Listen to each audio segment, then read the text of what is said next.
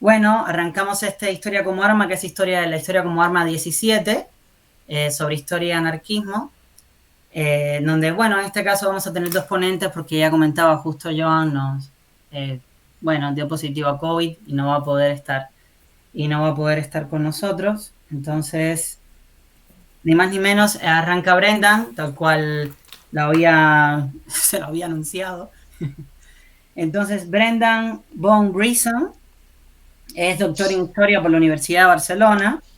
Es investigador independiente, radicado en Barcelona precisamente, forma parte del grupo de investigación Trabajo, Instituciones y Género de la Universidad de Barcelona y el proyecto europeo sobre la transición de la vela al vapor en el Mediterráneo.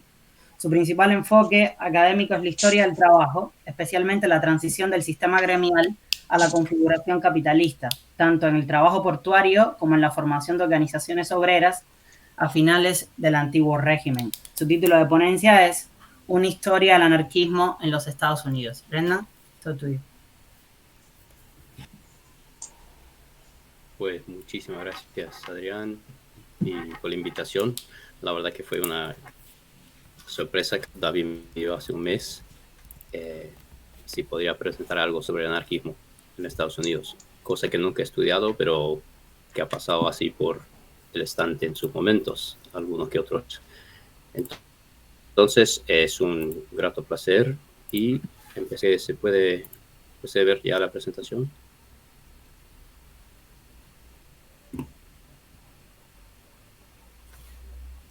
¿Se ve bien? Pues aquí empezamos una historia del anarquismo en los Estados Unidos desde 1860 hasta los 1930 aproximadamente. Tenemos una línea de tiempo que va básicamente desde la abolición de la esclavitud en 1865 hasta hoy en día, aunque tocaremos hasta la Gran Depresión principalmente en la presentación de hoy. Antes de empezar hay que estar muy claros y muy sinceros de cuál América estamos hablando. Este cuento del anarquismo tiene muy fuertes raíces en las comunidades y los movimientos de inmigrantes. Entre 1880 y 1920 se duplicó aproximadamente la población entre 50 a 100 millones de personas, de las cuales un importante número eran trabajadores inmigrantes, digamos. Así que la población en general duplicó y fuerte característica de inmigrante, quienes trajeron con ellos nuevas ideas, por cierto, como veremos. Un resumen general de la construcción del capitalismo americano. Sabemos olas tras olas de esclavos, trabajadores no libres, inmigrantes, refugiados, que llegaron al país a encontrar las contradicciones existenciales. Ya concretamente con la victoria del capital industrial del norte, las expases coloniales, sobre lo que es principalmente el latifundio del sur en la guerra civil y la explosión de la segunda revolución industrial empujan el país hacia adelante. Es un análisis bastante común desde la perspectiva, combinado con su consolidación territorial en el interior del país, unificando las costas y empezando ya con su expansionismo imperial fuera de los que es el territorio continental, apoyado siempre por su aislamiento de las conflagraciones europeas. Ya más concretamente en los años 60-70 del siglo XIX vemos los avances del movimiento obrero en el contexto de la segunda revolución industrial y la primera globalización. Especialmente importante para nuestro cuento son las mejoras en la vía de comunicación, especialmente los trenes. Como dijimos antes, un contexto de consolidación territorial, y vemos los primeros esfuerzos de formación de sindicalización nacional, primera vez una federación de sindicatos locales, pero esto fracasa, y luego se forman las primeras federaciones a base de sindicatos ya nacionales. Se destacan los primeros National Labor Union en 66, y luego 3 años después se forma una versión para la población afrodescendiente que tiene su propia trayectoria, y luego en 69 los Knights of Labor, Caballeros del Trabajo, que es una respuesta un poco más radical y una organización abierta a toda la clase obrera. De trasfondo tenemos, por supuesto, la Comuna de París, que da miedos, ecos y pánicos en los Estados Unidos, y luego marca ya al final de la década una gran huelga de ferrocarrileros. ya más propiamente cuando se habla de anarquismo en Estados Unidos suele basarse en los eventos de mayo de 86, lo que se celebra hasta hoy en día como el 1 de mayo, por el mártir de Chicago, etc. Hay un trasfondo ya de atentados violentos, lo que es propaganda al hecho, aprobado por lo que fuera el Congreso anarquista en 81, varios asesinatos en Europa y atentados en Estados Unidos. Así que cuando en un marco saliendo de una huelga de trenes en el suroeste, en lo cual se habían muerto 10 personas, se anuncia el 1 de mayo como huelga ya general, salen ya sus 700.000 afiliados, y lo que llegará a ser la American Federation of Labor también sale a las calles para las 8 horas. Precisamente en Chicago vemos el elemento anarquista, principalmente alemán, y un atentado que está por resolver de cuál lado realmente salió, pero de todas formas hubo una explosión, varios heridos, muertos, y algunos de los líderes y propagandistas son capturados y eventualmente algunos ejecutados. Pero Chicago no fue el único sitio en esa semana, sino que a unos 100, 200 millas de ahí, en las afueras de Milwaukee, hubo otro masacre de trabajadores, y en otras ciudades, especialmente en la sección industrial del país. Luego, después de esos eventos, se deshace los Federation of Labor, los Knights of Labor, y el anarquismo sale ya por su individualismo. Y en ese momento, al final del siglo XIX, en entrada 20, tenemos ciertos actos destacados en lo que sería la mitología o los hechos más destacados del anarquismo en Estados Unidos, especialmente lo que es la trayectoria de Emma Goldman y, bueno, su relación bastante mínima, pero infame, sobre el asesino del presidente McKinley en 91. El asesino también estaba inspirado no tan solo por una oración de Emma Goldman, sino también el asesinato del rey de Humberto I de Italia un mes antes, y seguía ya con el patrón de propaganda del hecho que estaba todavía ya dando sus efectos. Yo creo que Emma Goldman creo que marca también a nivel literaria y académica un puntapié bastante importante para entender lo que sería el anarquismo y los próximos capítulos del anarquismo en Estados Unidos. Como Goldman, son muchísimas que vienen de raíces de migrantes, especialmente comunidades judías de Rusia, otros rusos, especialmente radicales después del fracaso de la revolución de 1905. Por ejemplo, la Unión de Trabajadores Rusos alcanzó entre 5 y 10 mil afiliados, y los otros grupos inmigrantes tomarían un papel muy importante en la construcción del anarcosindicalismo, especialmente comunidades italianas, polacas, latinos y, bueno, como veremos, decenas de grupos. La primera expresión de anarcosindicalismo en Estados Unidos se puede considerar más bien la formación de los Industrial Workers of the World, y aquí está su preámbulo, que se lo dejaré para que se lean ustedes. Mientras tanto, hay una caricatura donde se diferencia la IWW, los trabajadores industriales, a todos los demás grupos políticos de su momento, incluyendo los anarquistas. Así que cuando se habla puramente de anarquismo, ellos mismos se diferencian, y esa es una caracterización que hay que respetar, aunque se puede argumentar bastante bien que la organización cuadra en la historiografía y la historia anarcosindicalista. Tenía el fin de abolir el sistema salarial a través de la construcción de un enorme sindicato de todas las clases, de la clase obrera y de todos los oficios, perdón.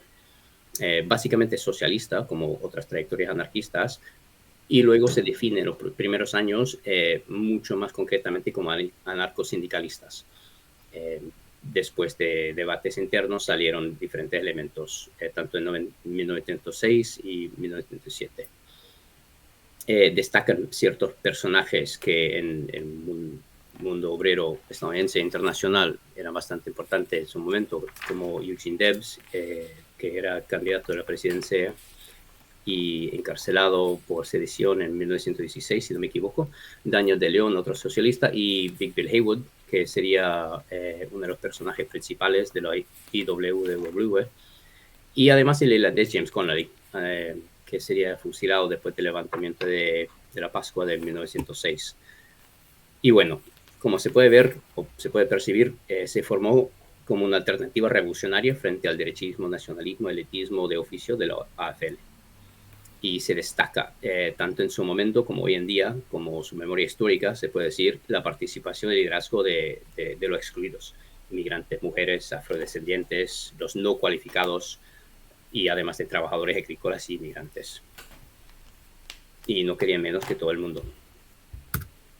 Es una organización plenamente del proletariado y del lumpen, y como se percibe en la rueda, diseñado por el padre McCarthy, se ve que es plenamente una construcción industrial, intentando superar la contradicción entre la identificación por oficio y la conciencia de clase. Como decimos, activamente antirracista, feminista, pro-inmigrante, antimilitarista. Y como se espera de una organización popular, su propaganda popular marca muchísimo lo que queda para su estudio, sinceramente. Es una colecciones dispersas pero riquísimas y con un nivel de sentido de humor, tanto de perseverancia frente a situaciones bastante duras que vale la pena echar un vistazo. Entre ellos la caricatura del Mr. Block como cabeza de bloque del obrero común y corriente que no se haya concientizado, que sirve ahí de chiste a lo largo de la historia de la IWW. Estrategia tácticas. Construir una organización industrial para los 30 millones de trabajadores no organizados. Básicamente proponía la huelga general para frenar lo que sería la economía y para implementar la revolución social. Se queda mucho más información sobre su táctica como su visión teórica, además, como una organización meramente popular y con ciertas raíces antiintelectuales, se quedaba mucho más en el acto, digamos.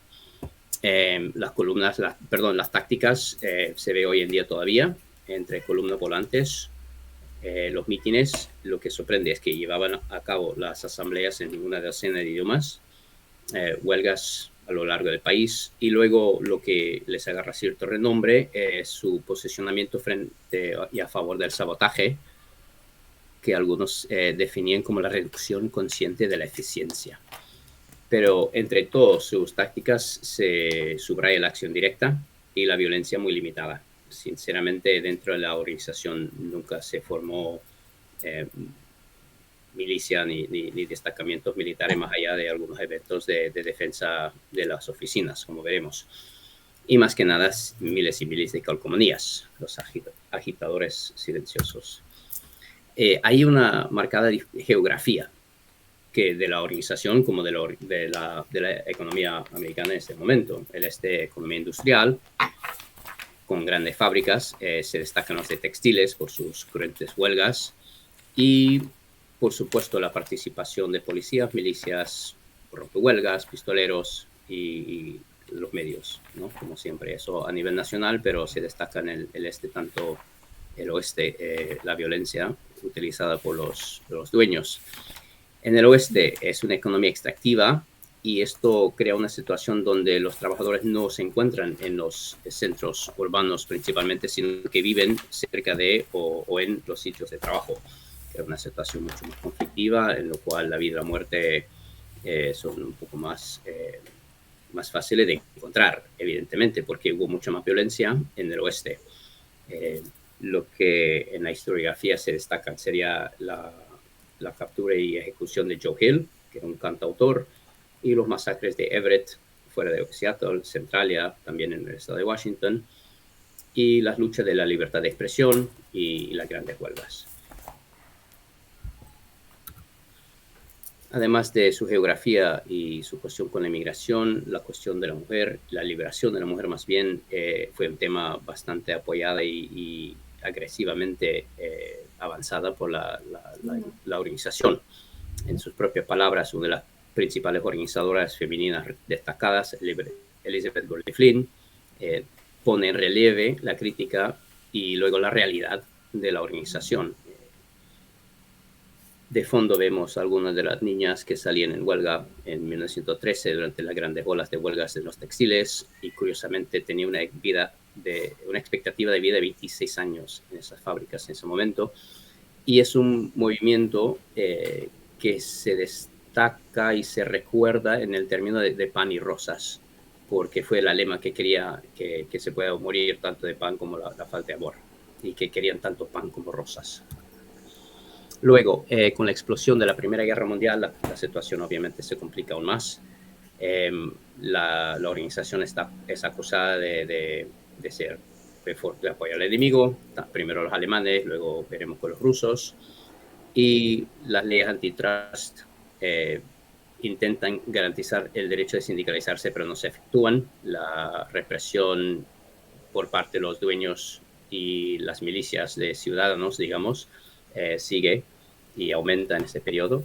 Y luego ya después de la guerra hay una experiencia muy importante para el contexto, especialmente es la experiencia de los afrodescendientes volviendo de la confrontación en Europa a tener que volver a casa a confrontar la segregación y la supremacía blanca con la gran migración y una respuesta de violencia. A mano izquierda se ve lo que es propaganda de 1919 en un verano de masacres que veremos más adelante.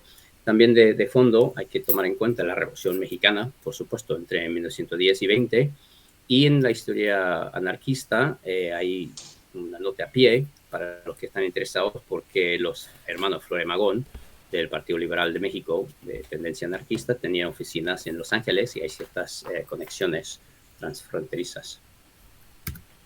Luego, la Revolución Rusa complica aún más las cosas, ya con las leyes antisediciosas de 1916, con los cuales podían poner preso gente que hablaba en contra de la guerra, básicamente.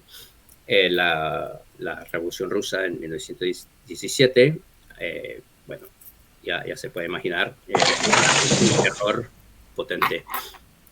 Pero también dentro hay una cuestión muy importante, porque la tercera revolución, es decir, después de la de octubre, la revolución anarquista, también se proponía decir que prevenir la toma del poder completo por los bolcheviques y seguir con la revolución socializando, tanto en Rusia como a nivel teórico.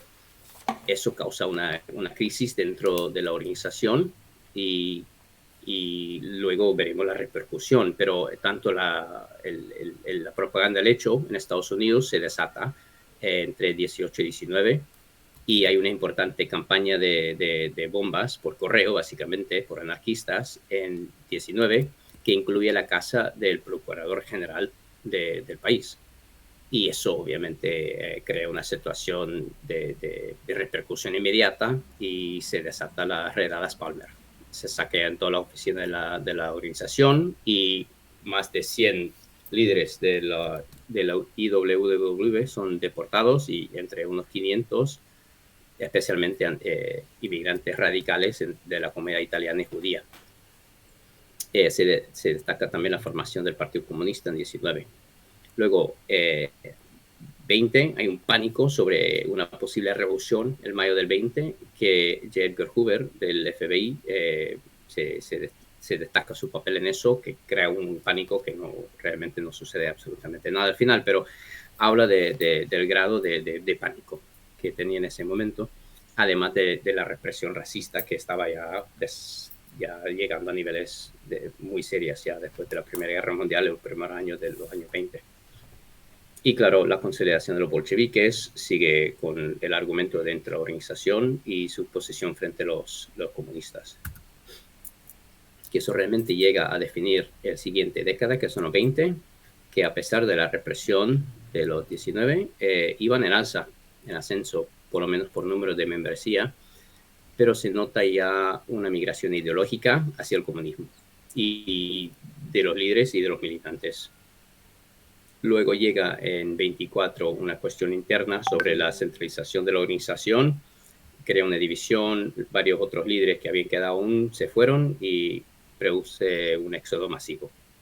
Y luego hay otras causas, por supuesto, alrededor, pero la verdad que hasta ahí llegó, curiosamente, porque la historia obrera americana en los años 30 empieza a tomar grandes avances. Hay huelgas enormes, hay huelgas generales, toda la costa este durante el verano de 34 estuvo en revuelta de una u otra manera, Todo esto lleva a producir una ley nacional de relaciones laborales en 35, que crea un sistema ya de adecuación hacia el capitalismo, en lo cual el sindicalismo revolucionario había perdido ya bastante motivación a nivel de reclutamiento y ya estaba bastante que hecha las cosas. Ya cuando sale la guerra en España, se oyen ya historias de algunos que otros ex Wobblies, ex IWW, yendo a España a participar en defensa de los valores anarcosindicalistas y la revolución social en la República. Algunas conclusiones, tomando en cuenta que no es una investigación académica, que no es un estudio de caso, se puede decir que, como otras organizaciones socialistas y anarquistas, los anarcosindicalistas buscaban acabar con el sistema capitalista a través de la acción directa y la huelga general. Y a finales del siglo XIX predominaba la propaganda del hecho y las huelgas combativas, dando una imagen al anarquismo que perdura en grandes círculos hasta hoy en día. Y a partir del 5, la Industrial Workers of the World asume el papel de organización industrial, pero es de una manera muy parecida a lo que se ve en otros países. Es decir, que no es ningún excepcionalismo, más allá de, creo que el carácter de inmigrante y algunos otros aspectos que se puede destacar como ya resultado de la misma coyuntura americana de su momento. Y bueno, como tal, organizó y acompañó las grandes luchas. No se puede decir que fueran la fuente de esas luchas, sino que estaban ahí para apoyar y para aprovechar y para crear las condiciones para siguientes luchas. Y claro, sufrieron la represión estatal y los del enemigo de clase y mucho verdugo, los Pinkerton, las empresas privadas de seguridad participaron activamente. Y luego ya a nivel teórico, la Revolución Rusa de 17 demostró con hechos que ya no era una cuestión ideológica, no era una cuestión de debate, sino que ya había un ejemplo y no se puede ignorar. Y ya las esquismas internas. Y por supuesto, hay que reconocer el hecho que el Partido Comunista reemplazó el anarcosindicalismo como vanguardia de la clase obrera, y las reformas laborales que implementaron un sistema de relaciones capitalista basado en la armonía laboral, se puede argumentar que terminaron ya con el radicalismo en el movimiento obrero. Y así que hoy en día se puede decir que la IWW todavía está en pie de lucha, curiosamente, después de haberse mantenido la organización en Chicago, en Frente Libros, durante un par de décadas, muy activo en la cultura popular en ciertos círculos, y en las últimas décadas ha tomado un papel ya en la lucha sindical. Entre ellos se destaca sus campañas en Starbucks, entre otras cositas. Pero bueno, como dijo Herr Marx, la historia se repite una vez como tragedia y la otra como farsa. Esperamos a ver cómo sucede esto. Algunos recursos más o menos a nivel académico se puede consultar Anarch Studies por lo menos, o ponerse en contacto con Anarch Studies Network. Me imagino que se puede recibir en castellano, o ponerse en contacto a través de esas redes con académicos más del tema. Es una organización ya estadounidense, pero ya con trayectoria y cierto impacto a nivel internacional. Y los que están interesados, yo sinceramente les recomendaría empezar por YouTube. Sinceramente, las películas, los documentales y la demás información está bastante bien. Y pues de ahí, muchísimas gracias por su atención y se cuida mucho y protéjense. Feliz un PPN. Bueno, muchas gracias, Brenda. Muchísimas gracias por acudir al llamado de la historia como arma, una vez más.